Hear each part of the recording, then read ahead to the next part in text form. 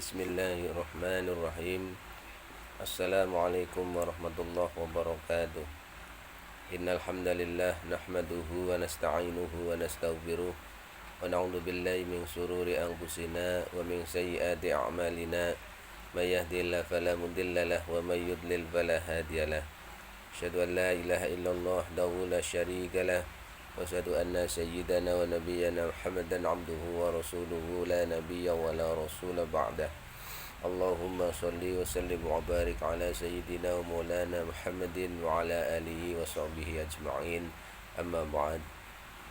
Puji dan syukur marilah senantiasa kita panjatkan kehadirat Allah Subhanahu wa taala, karena atas nikmat iman, nikmat Islam, nikmat sehat wal afiat, sehingga kita bisa melaksanakan rutinitas kita, kegiatan setiap hari. Mudah-mudahan kegiatan kita mendapatkan nilai ibadah dari Allah Subhanahu wa taala.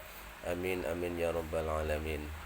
Salawat dan salam mudah-mudahan senantiasa tercurah limpahkan kepada baginda Nabi besar Muhammad sallallahu alaihi wasallam, pada keluarganya, sahabatnya, tabi'in, dan mudah-mudahan kita termasuk orang-orang yang senantiasa istiqomah menjalankan sunnah-sunnah dari beliau hingga yaumil qiyamah. Amin amin ya rabbal alamin.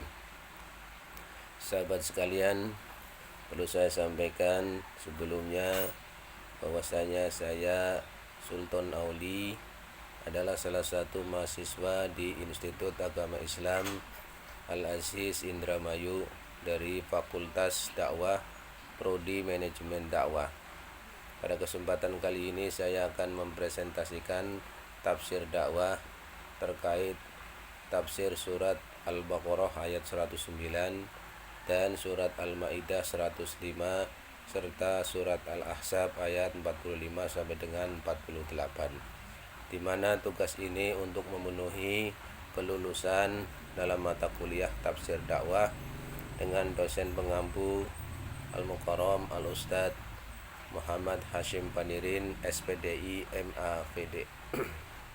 Baik sahabat-sahabat sekalian, pertama saya akan mencoba untuk menjelaskan tentang tafsir surat Al-Baqarah ayat 109. A'udzu billahi minasyaitonir rajim. Bismillahirrahmanirrahim. Wadda katsiran min ahlil kitabi law yaruddunakum min ba'di imanikum kuffaran hasadan min indi anfusihim min ba'di ma tabayyana lahumul haq fa'fu wasfahu hatta yatiyallahu bi amrih innallaha ala kulli syai'in qadir. Artinya, sebagian besar ahli kitab menginginkan agar mereka dapat mengembalikan kalian kepada kekafiran setelah kalian beriman, karena dengki yang timbul dari diri mereka sendiri setelah nyata bagi mereka kebenaran. Maka maafkanlah dan biarkanlah mereka sampai Allah mendatangkan perintahnya. Sesungguhnya Allah Maha Kuasa atas segala sesuatu. Berdasarkan tafsir Ibnu Katsir dijelaskan bahwasanya Allah Ta'ala mengingatkan hamba-hambanya yang beriman agar tidak menempuh jalan orang-orang kafir maupun jalan daripada ahlul kitab. Dia juga memberitahu mereka tentang permusuhan orang-orang kafir terhadap mereka, baik secara batiniyah maupun secara lahiriah, dan berbagai kedengkian yang menyelimuti mereka terhadap orang-orang mukmin, karena mereka mengetahui kelebihan yang dimiliki oleh orang-orang mukmin dan nabi mereka. Selain itu, Allah Ta'ala memerintahkan hamba-hambanya yang beriman untuk berlapang dada dan memberi maaf sampai tiba saatnya Allah Ta'ala mendatangkan pertolongan dan kemenangan. Adapun makna dari firman Allah Subhanahu wa taala, kufarun hasadan min indi anfusihim min ba'di ma tabayyana lahumul haq, adalah bermakna setelah kebenaran terang benderang di hadapan mereka dan tidak ada sedikit pun yang tidak mengetahuinya, tetapi kedengkian menyeret mereka kepada pengingkaran. Maka Allah Ta'ala pun benar-benar mencela, menghina dan mencaci mereka serta menyegerakan bagi Rasulullah Shallallahu Alaihi Wasallam dan juga orang-orang yang beriman yang telah membenarkan, mengimani dan mengakui apa yang diturunkan Allah Ta'ala kepada mereka dan apa yang diturunkan kepada orang-orang sebelum mereka, kemuliaan, pahala yang besar dan pertolongannya. Adapun firman Allah min indi anfusihim, Ar-Rabi bin Anas mengatakan hal itu mengandung arti berasal dari diri mereka sendiri. Dan firman Allah mim ba'di ma tabayyana lahumul haq, Abu Aliyah mengatakan yaitu setelah mereka melihat dengan jelas bahwa Nabi Muhammad Rasulullah tertulis dalam kitab Taurat dan Injil. Lalu mereka mengingkarinya karena dengki dan iri, karena Nabi Muhammad SAW bukan dari kalangan mereka, yakni dari kalangan Yahudi. Hal serupa juga dikatakan oleh Qatadah dan Ar-Rabi bin Anas. Firman-Nya fa'fu wasfahu hatta yatiyallahu bi amri. Jadi maksud ayat fa'fu wasfahu hatta yatiyallahu bi amri adalah ini sama seperti firman Allah Ta'ala dalam surat Al-Imran ayat 186 yang artinya, dan kalian sungguh-sungguh akan mendengar dari orang-orang yang diberi kitab sebelum, kemudian dari orang-orang yang mempersekutukan Allah, gangguan yang banyak yang menyakitkan hati. Menurut Ali bin Abi Thalhah meriwayatkan dari Ibnu Abbas, ia mengatakan ayat tersebut telah dinaskan dengan ayat-ayat berikut ini dalam surat At-Taubah ayat 5 yang artinya, maka bunuhlah orang-orang musyrikin itu di mana saja kalian jumpai. Dalam surat At-Taubah ayat 29 yang artinya, perangilah orang-orang yang tidak beriman kepada Allah dan tidak pula kepada hari kemudian, dan mereka tidak mengharamkan apa yang diharamkan oleh Allah dan Rasul-Nya, dan tidak beragama dengan agama yang benar, yakni agama Allah, yaitu orang-orang yang diberi Alkitab kepada mereka, sampai mereka membayar jizyah dan patuh. Dengan patuh, sedang mereka dalam keadaan tunduk. Dengan demikian, pemberian maaf tersebut dinasah atau dihapuskan bagi orang-orang musyrik. Hal yang sama dikemukakan oleh Abu Al-Aliyah, Ar-Rabi bin Anas, Qatadah dan As-Sudi bahwa ayat tersebut mansuh dengan ayat Sa'ib atau perintah perang. Sedangkan berdasarkan tafsir Al-Misbah karya Muhammad Quraisy Shihab dijelaskan bahwa di antara orang-orang Yahudi itu banyak yang berharap untuk dapat mengembalikan kalian orang-orang muslim kepada kekufuran setelah kalian berada di dalam keimanan. Padahal telah jelas dari kitab mereka sendiri bahwa kalian berada di dalam kebenaran. Hal ini tidak lain karena mereka dengki terhadap kalian dan takut bahwasanya kekuasaan akan hilang dari mereka dan pindah ke tangan kalian. Maka berpalinglah dari mereka dan maafkanlah mereka sampai Allah memberikan jalan yang lain bagi kalian dari mereka. Sesungguhnya dialah Allah yang berkuasa untuk memberdayakan kalian atas mereka, dan Dia Maha Kuasa atas segala sesuatu.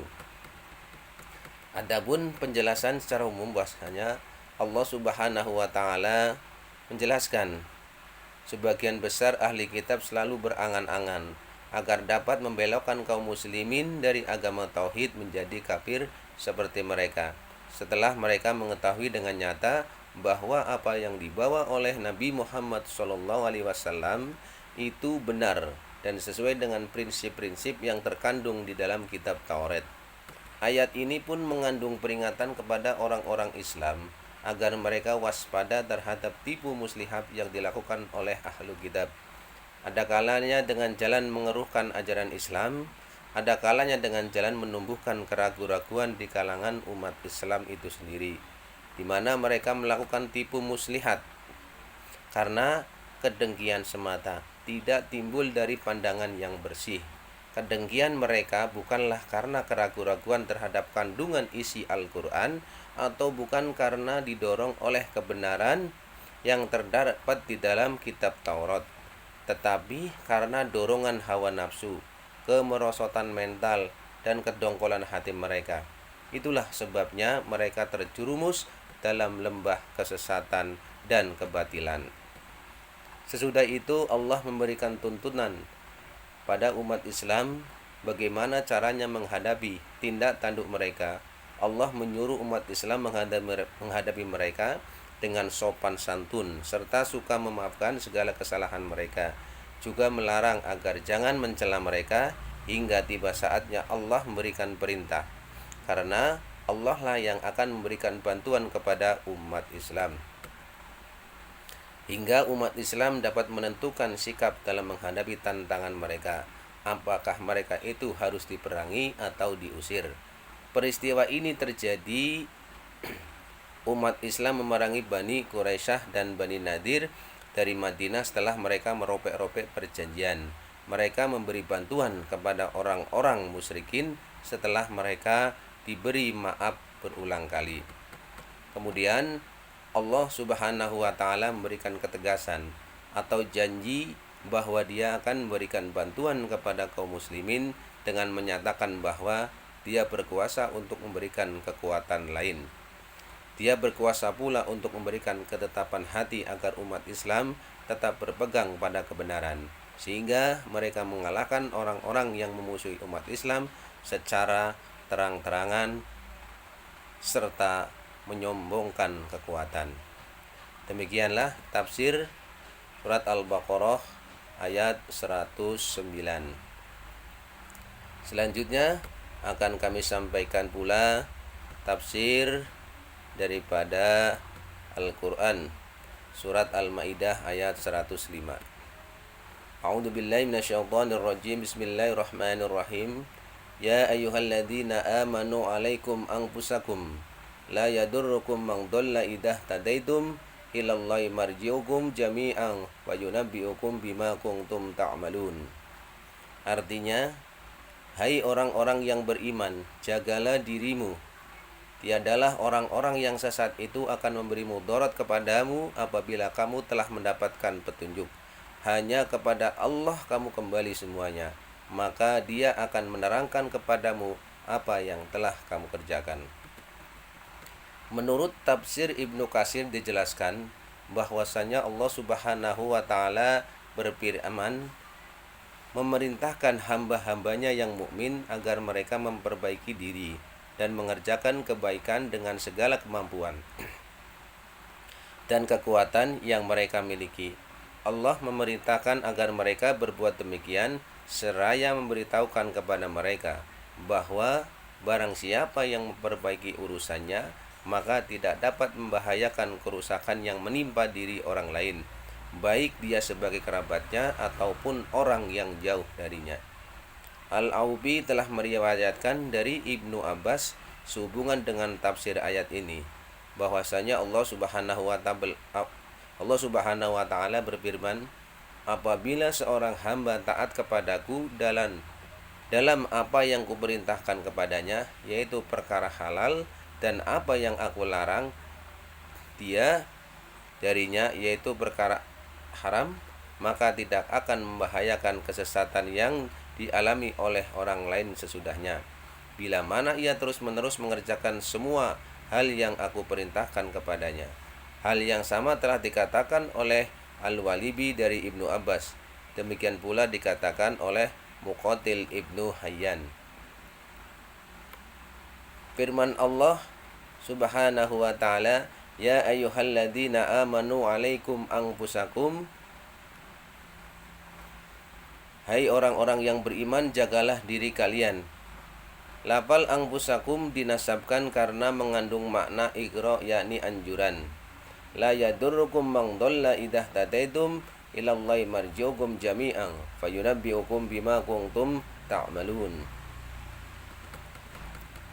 Ya. Jadi tiadalah orang yang sesat itu akan memberikan mudarat kepada kalian apabila kalian telah mendapatkan petunjuk. Hanya kepada Allah kalian kembali semuanya, maka Dia akan menerangkan kepada kalian apa yang telah kalian kerjakan. yakni Allah akan membalas setiap orang yang beramal sesuai dengan amal perbuatannya. Jika amal perbuatannya baik, maka balasannya pun baik, dan jika amal perbuatannya buruk, maka balasannya pun buruk pula. Berdasarkan tafsir Al-Misbah karya Muhammad Quraish Shihab, hai orang-orang yang beriman, berusahalah memperbaiki diri dengan taat kepada Allah. Kesesatan orang lain tidak akan membahayakan kalian selama kalian telah mendapatkan petunjuk dan menyerukan kebenaran. Hanya kepada Allah lah kalian kembali pada hari kiamat. Dia akan memberitahukan perbuatan kalian dan membalas masing-masing kalian sesuai dengan perbuatannya, dan tidak akan menghukum seorang karena dosa orang lain. Sedangkan dalam tafsir Muyassar, Kementerian Agama Saudi Arabia menjelaskan bahwa, wahai orang-orang yang beriman, jagalah diri kalian dengan melakukan hal-hal yang berguna. Orang yang tersesat dan tidak mengikuti seruan kalian, mereka tidak akan mendatangkan mudarat bagi diri kalian jika kalian sendiri telah mengikuti jalan yang benar. Salah satu bukti bahwa diri kalian mengikuti jalan yang benar ialah kalian melakukan amar ma'ruf nahi mungkar. Hanya kepada Allah kalian akan dikembalikan pada hari kiamat kelak. Kemudian Dia akan memberitahukan kepada kalian apa yang pernah kalian perbuat di dunia, dan akan memberi kalian balasan yang setimpal dengan itu. Sedangkan dalam tafsir Al-Madinah Al-Munawwarah atau Markas Ta'dim Al-Quran di bawah pengawasan Syekh Profesor Dr. Imam Zuhair Habib, Profesor Fakultas Al-Quran Universitas Islam Madinah, alaikum angpusakum, yakni jagalah diri kalian dan janganlah pedulikan orang lain. La yadurrukum, tiada akan memberikan mudarat kepadamu, yakni kesesatan itu tidak akan memberikan kalian mudarat. Mamdolla, orang yang sesat dari manusia, idah tadaitum, apabila kamu telah mendapatkan petunjuk, yakni dalam diri kalian. Ayat ini adalah bagi orang yang tidak mampu menegakkan kewajiban amar ma'ruf nahi mungkar dan telah yakin hal itu akan memberi mudarat, maka diperbolehkan baginya meninggalkan kewajiban ini. Selanjutnya akan kami sampaikan tafsir surat Al-Ahzab ayat 45 sampai dengan 48. A'udzubillahi minasyaitonirrajim. Bismillahirrahmanirrahim.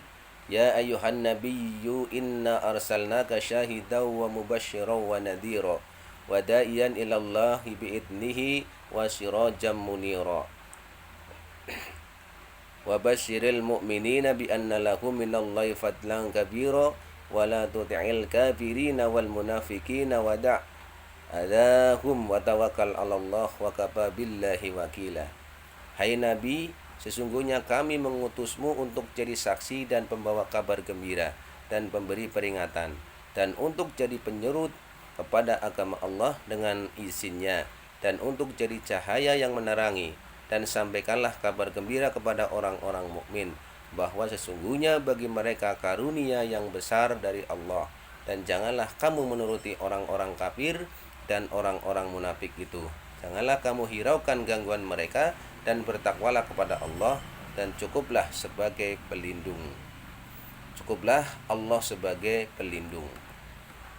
Adapun firman Allah syahidan, sebagai saksi, yakni yang menyaksikan keesaan Allah bahwa tidak ada Tuhan selain Allah, juga sebagai saksi terhadap umat manusia tentang amal perbuatan mereka kelak di hari kiamat.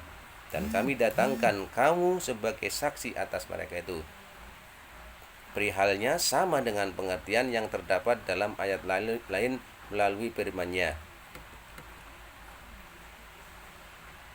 Litakunu syuhada 'alan nas wa yakunur rasulu 'alaikum syahida, agar kamu menjadi saksi atas perbuatan manusia dan agar Rasul Muhammad menjadi saksi atas perbuatanmu. Ini di dalam surat Al-Baqarah ayat 143. Adapun firman Allah wa mubasysyiran wa nadhira, yang artinya pembawa kabar gembira dan memberi peringatan, ini mengandung makna yaitu menyampaikan berita gembira kepada orang mukmin dengan pahala yang berlimpah, dan pemberi peringatan kepada orang-orang kafir dengan siksaan yang mengerikan.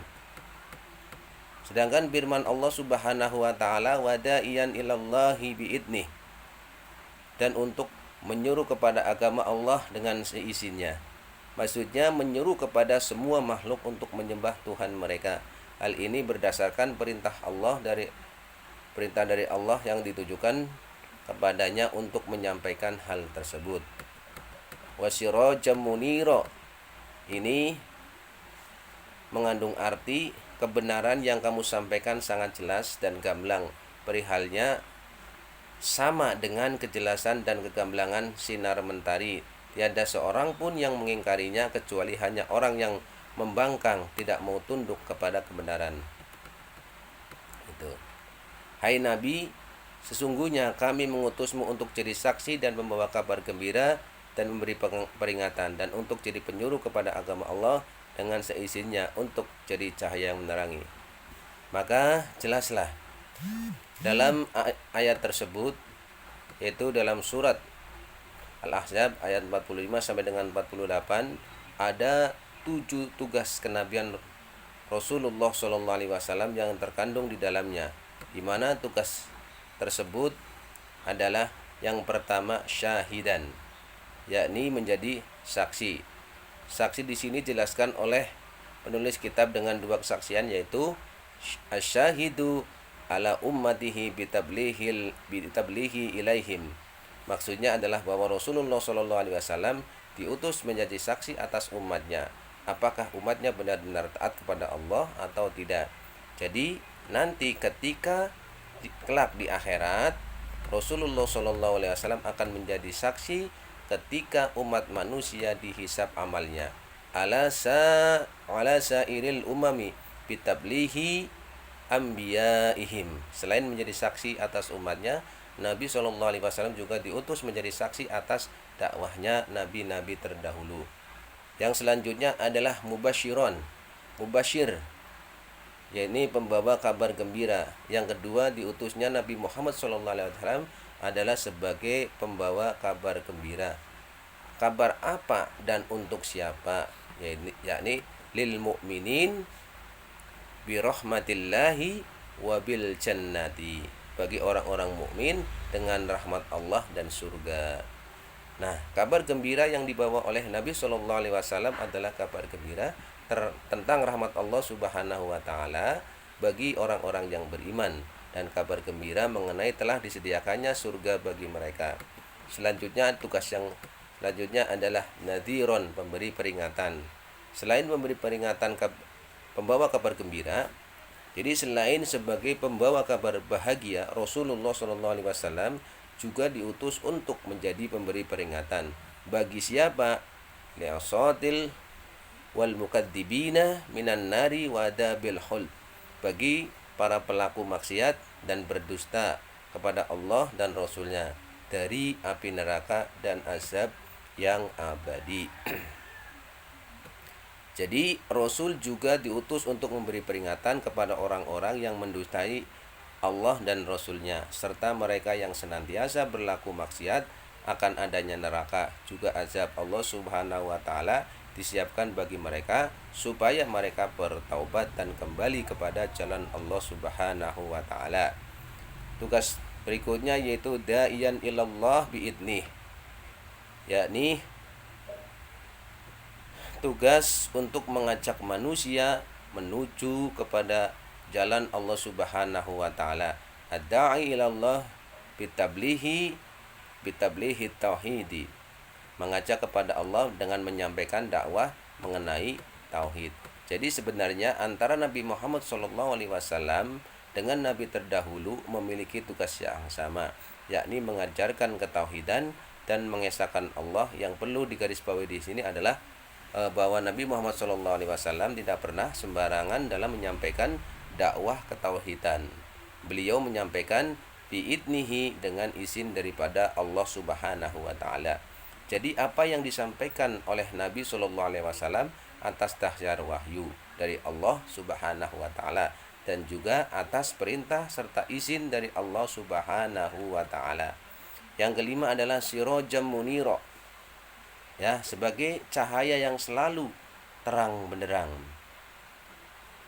Nah, dijelaskan bahwa Nabi Muhammad SAW juga diutus untuk menjadi cahaya yang selalu terang benderang, menjadi penerang dalam kegelapan, menjadi petunjuk bagi umat manusia. Kenapa tidak diibaratkan sebagai matahari? Sebab matahari sinarnya redup ketika malam, tapi Nabi SAW ditugaskan menjadi cahaya yang terus bersinar tanpa kenal redup.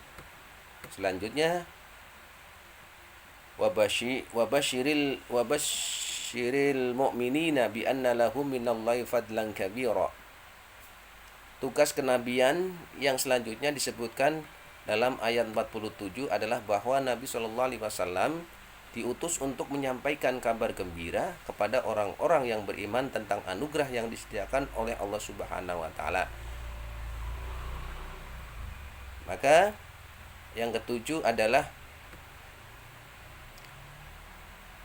i'lanal basyarah likulli man amana birisalatika wa ta'i syar'atika wa ta'a syar'ika bi anna lahum fadlan kabira. Menyampaikan kabar bahagia kepada semua orang yang beriman kepada risalahmu Muhammad dan patuh kepada syariatmu Muhammad, bahwa bagi mereka anugerah yang sangat besar. Jadi intinya adalah Rasulullah SAW ditugaskan untuk mengabarkan bahwa orang-orang yang beriman dan patuh kepada syariat akan mendapatkan anugerah yang sangat besar dari Allah Subhanahu wa taala. Demikianlah yang bisa kami sampaikan. Tentunya saya adalah manusia yang tentunya banyak sekali kekurangan. Maka mohon dibukakan pintu mahat yang sebesar-besarnya. Mudah-mudahan Allah Subhanahu wa taala mengampuni dosa-dosa saya apabila banyak kesalahan dalam menyampaikan atau menerjemahkan ayat Al-Qur'an dalam tafsir dakwah ini. Subhanakallahumma wa bihamdika asyhadu an la ilaha illa anta astaghfiruka wa atubu ilaik. Assalamualaikum warahmatullahi wabarakatuh.